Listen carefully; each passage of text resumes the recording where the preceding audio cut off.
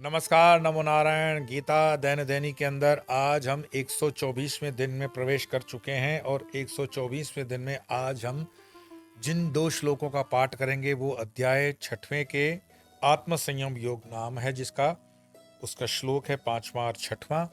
थोड़े ये महत्वपूर्ण भी श्लोक हैं और प्रोनाउंसिएशन की दृष्टि से इस पर ध्यान देंगे। तो आइए पाठ करते हैं।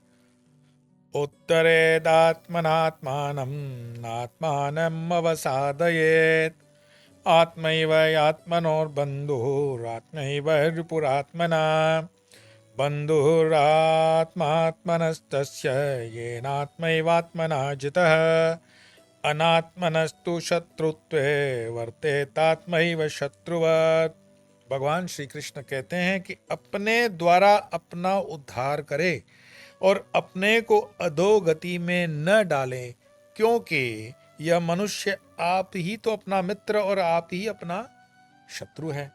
जिस आत्मा अर्थात साधक द्वारा आत्मा अर्थात देह इंद्रिय अंतकरण संगात जीता हुआ है, उस आत्मा यानी साधक का तो वह आप ही मित्र है।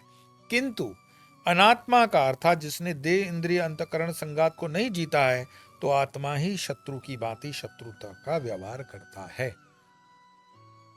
बहुत सीधे शब्दों में हम ही हमारे शत्रु हैं, हम ही हमारे मित्र हैं, हम ही हमारे बंधन का कारण है, हम ही हमारे उद्धार का कारण है, हम ही हमारे मोक्ष का कारण है, हम ही हमारे अज्ञान का कारण है, हम ही हमारे बोध का कारण है और हम ही हमारे अज्ञान का कारण है।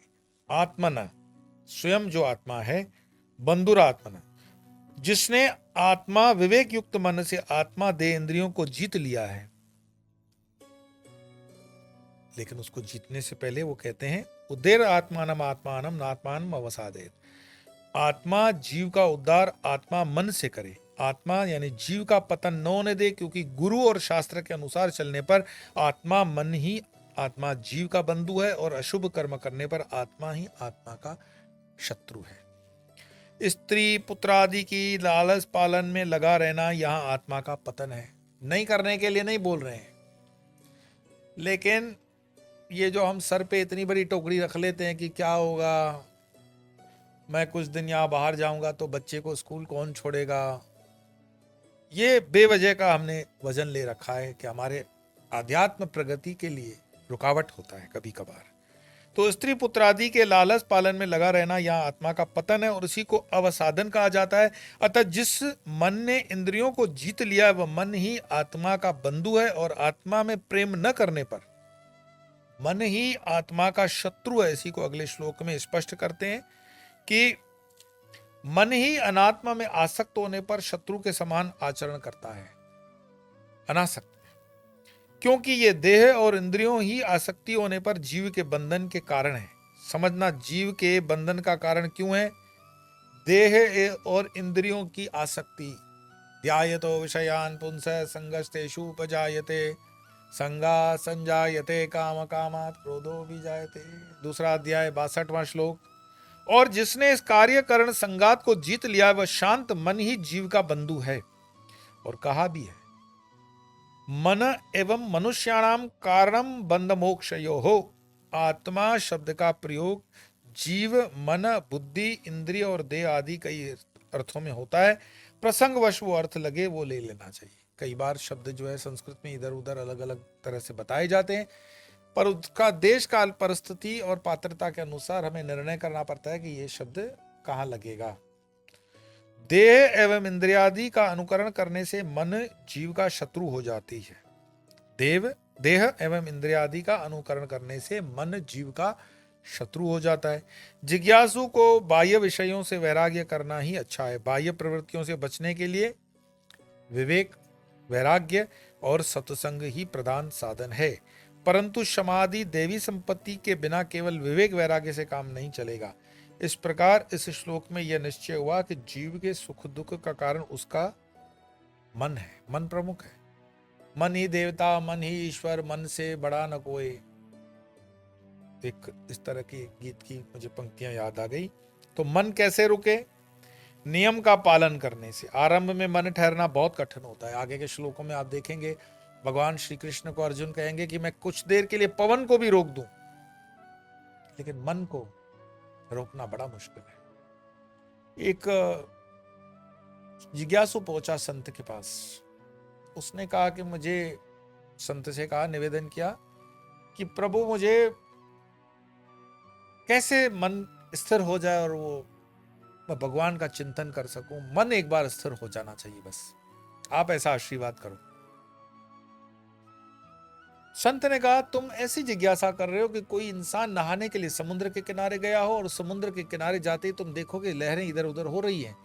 तो वो इंसान खड़ा घंटों तक बाहर खड़ा रहा। तो किसी ने पूछा भाई क्या बात है, बाहर ऐसे ही खड़े हो, अंदर क्यों नहीं जाते? बोले मैं वेट कर रहा हूं, समुद्र एक बार खड़ा हो जाए फिर मैं नहाने चला जाऊंगा। तो उस ज्ञानी पुरुष ने उसके कहा मूर्खानंद, समुद्र की लहरें ऐसे ही चलती रहेगी, वो कभी रुकेंगी नहीं। तुम्हें नहाना है तो इन्हीं लहरों में नहा लो, लो टाइड हाई टाइड ये तो सब चलता रहेगा। मन कभी भी स्थिर नहीं होगा। मन को स्थिर करने की कोई विधा नहीं है, विधि नहीं है तत्काल रूप से, लेकिन शनै शनै प्रयास प्रयोग और ध्यान धारणा समाधि, वो जो सारे योग के लगते हैं पैरामीटर्स, यम नियम आसन, धीरे धीरे होगा।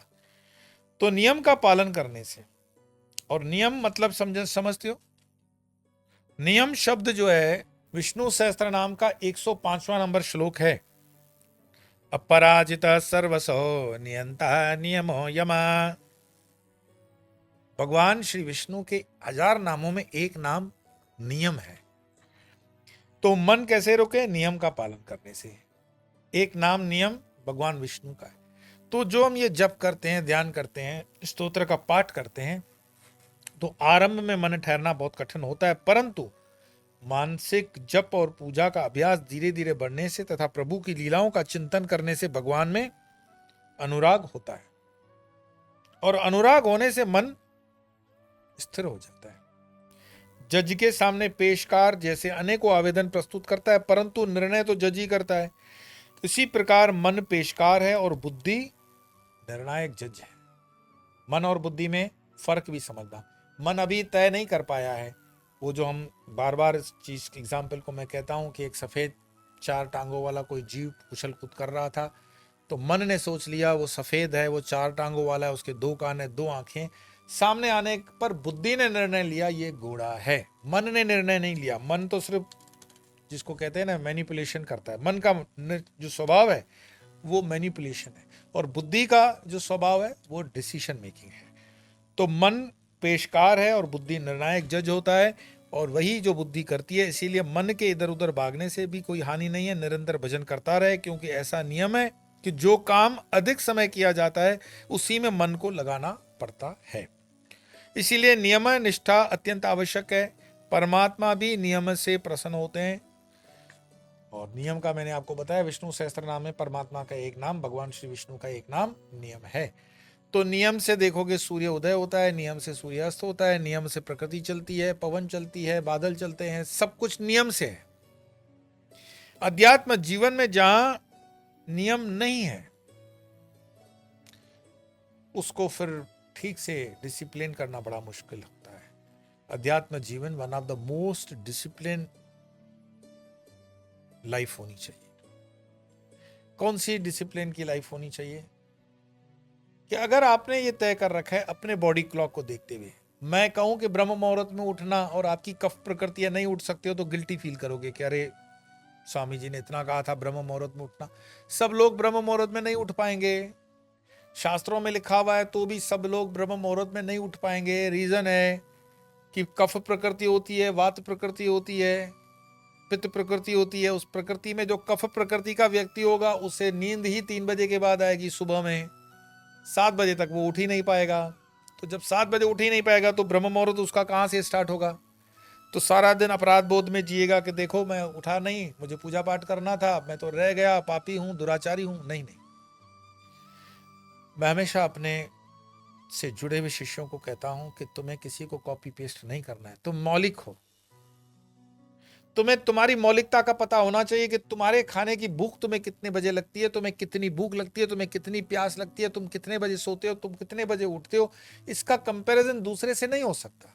हाँ, जनरल ठीक है, ब्रह्म मुहूर्त में उठना चाहिए, मैं भी उसके पक्ष में हूं, लेकिन अपवाद स्वरूप नहीं उठ सकता है तो फिर उसको बॉडी क्लॉक के अनुसार सब चीजें सेट करनी पड़ेगी, लेकिन नियम तो पालन करना पड़ेगा।